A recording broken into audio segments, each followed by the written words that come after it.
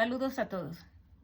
En estos términos hemos ido avanzando en la comprensión de cuál es el sentido del hombre, hablando de la antropología filosófica y luego relacionándola con la vida deportiva, que tiene todo que ver. El sentido de la actividad deportiva está fundamentada desde la filosofía antropológica porque nos ayuda a desarrollar con conciencia, con plenitud, por qué estamos en el deporte, cuál es nuestra meta y hacia dónde nos estamos orientando. Por otro lado, es importante que consideremos tanto en la vida deportiva como en la vida cotidiana los grupos y los individuos. Los individuos que hacen grupo, que generalmente convivimos en la actividad deportiva porque tenemos algunos rasgos en común, intereses muy cercanos, es decir, estamos en el mismo deporte, en la misma actividad física, justo porque tenemos ese interés. Pero de dónde surge y por qué nos mueve y por qué llegamos ahí, a veces son preguntas mucho más complejas. Tenemos que darnos respuesta a lo largo de esta sesión. ¿Cómo es que el hombre tiene derechos? ¿Qué es lo que hace que tengamos derechos? ¿Por qué los derechos del hombre? Y luego, ¿por qué la dignidad humana? Y la dignidad humana considerándola desde el eje central, esta columna vertebral que me va a ayudar a tener autoestima, autoconcepto equilibrado y vamos a poder entonces tener relaciones mucho más saludables. También tendremos que generar algunas otras cuestiones con respecto del sentido de la vida, insisto, deportiva, tanto cotidiana, y entonces, ¿qué es lo que nos hace buenos o nos hace malos? Si verdaderamente nacemos inmaculados, buenos, o en realidad tenemos ya ciertos tintes de esta maldad, esta violencia, que de acuerdo a algunas posturas teóricas se tiende a justificar. Y por último, vamos a revisar por qué vivimos, para qué vivimos, cuál es el sentido de la vida. Es decir, en términos de la actividad deportiva, ¿por qué la actividad deportiva la disfrutamos tanto en estos términos y que luego se acaba? ¿Hasta dónde queremos llegar? ¿Qué es lo que nosotros estamos pronosticando con nuestra actividad cotidiana en el mundo del deporte? Y luego cómo podemos finiquitarla, es decir, jubilarnos de una manera sana que no nos transgreda en el sentido de la salud emocional y evidentemente también en el sentido físico, porque no podríamos disminuir de maneras violentas, ¿verdad? Llegamos entonces al punto en donde es necesario revisar diferentes puntos de vista desde donde se va a considerar el ser humano. Y ojo, ya no hablamos solo de la persona como tal, sino el ser humano en toda la complejidad y la extensión de la palabra.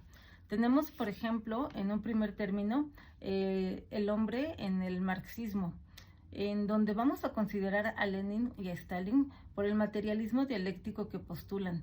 No existe para ellos más que la materia en constante evolución, cuya suprema manifestación y producto elaborado es el cerebro humano, es lo más complejo. Segrega conciencia espiritual, el cerebro, que no pasa de ser materia evolucionada en un grado extremo. El hombre es, por lo tanto, un ser que trabaja, un ser que vive en sociedad y un ser que tiene historia. De tal forma que entonces, para el marxismo, el hombre es un ser que trabaja desde la naturaleza de su cuerpo inorgánico, que está unido a la extensión de él. Es decir, trabajar está inherente a la necesidad para cubrir algunas necesidades en la persona. Es un ser social porque de otra manera no podría tener una posibilidad de sobrevivir. Necesita de los otros para poder trabajar y entonces producir. Y al momento en el que está produciendo está cubriendo necesidades básicas. El ser humano solo se dice que no podría subsistir. Y también es un ser histórico porque tiene su propio trayecto a lo largo de una evolución y, ojo, nos habla muchísimo el marxismo de esta evolución. El hombre no es diferente a los animales. Desde el marxismo, esta postura es una especie más. El ser humano tiene conciencia, pero se postula como una especie animal más que conforma todo el entramado de las relaciones biológicas en el planeta. El hombre queda reducido entonces a una mera pieza de un engranaje muy grande, ¿no? O sea, somos parte de toda esta historia, somos parte de toda esta naturaleza y como tal tenemos una pequeña participación en ella. Por otro lado tenemos el existencialismo, en donde el hombre es el centro, la existencia del hombre es el centro de esta postura. Y aquí podemos tener a dos autores muy importantes, primero a Heidegger y luego a Sartre. En el primero, el hombre, para Heidegger, el hombre es principalmente existencia, es decir, existe y tiene conciencia de que es él, de que su vida está supeditada a una longevidad, la que sea, pero se sabe que empieza y se sabe que termina la vida, entonces tiene plena conciencia de esto. No es más una especie, sino que está tomando conciencia de que su vida es breve, que se acaba y que entonces busca de alguna forma la trascendencia en este mundo. Sabe que tiene entonces una conciencia que es ser finito, que habla de su vida y de su muerte, y para él la razón es el acto más sublime del ser humano. Ve al hombre en una existencia dialógica, consigo mismo, y con los demás. No nada más es este diálogo interno que tiene con él, sino que también al relacionarse con otros está teniendo la posibilidad de construirse él mismo. Esto es para Heidegger. Para Jean-Paul Sartre, el ser humano reconoce su individualidad y la posibilidad de hacerse a sí mismo, de generarse, de crearse. Prácticamente sin referencias de nadie ni de nada, es libre y no espera nada que no sea él mismo. Es decir, él entiende el sentido de su vida y pues se dedica a ello sin esperar a que otros le vayan a poder resolver o que él pueda tomar un aprendizaje de otras personas. Es un poco más fundamentalista que Heidegger. Por otro lado, también tenemos el estructuralismo, que se presenta más como un estilo de pensar y un método de investigación científica. Sin embargo, los estructuralistas afirman que son las estructuras las que determinan el comportamiento humano, poniendo a prueba incluso su libertad. Es como si estuviéramos todos determinados por la estructura de las instituciones, de la sociedad, de la comunidad. Estamos prácticamente reaccionando a lo que se espera de nosotros. Para el estructuralismo, todo lo que observamos en el hombre son estructuras. Así como la sociedad está hecha de estructuras, el hombre está hecho de estructuras. Y bueno, son la esencia del mismo, ¿no?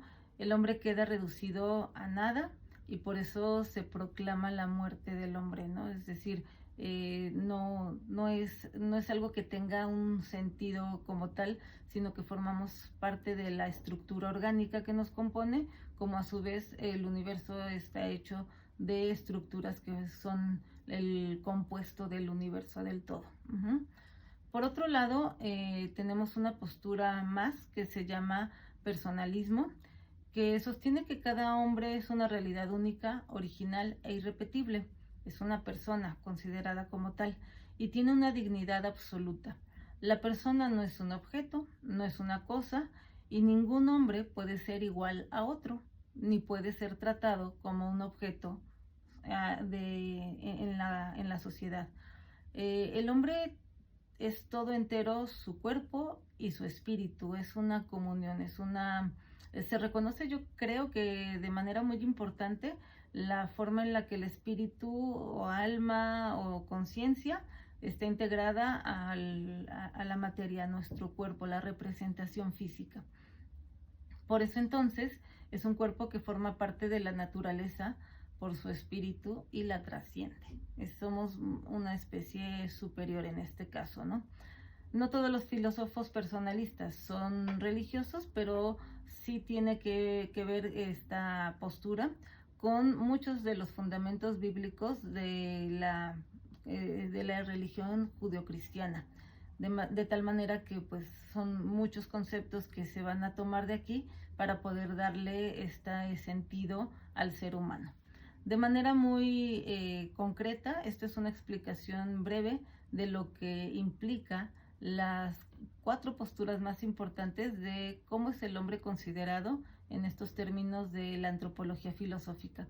Imaginemos entonces cómo la actividad deportiva necesita de estas explicaciones para poder entonces tener mucho mejores resultados en cómo vamos a trabajar con el cuerpo, en este caso el cuerpo, la corporeidad de otros, ¿no? Que implica la parte consciente, la parte espiritual, la parte social, la parte individual y por supuesto la actividad deportiva y sus éxitos que lo conllevan. Nos vemos pronto.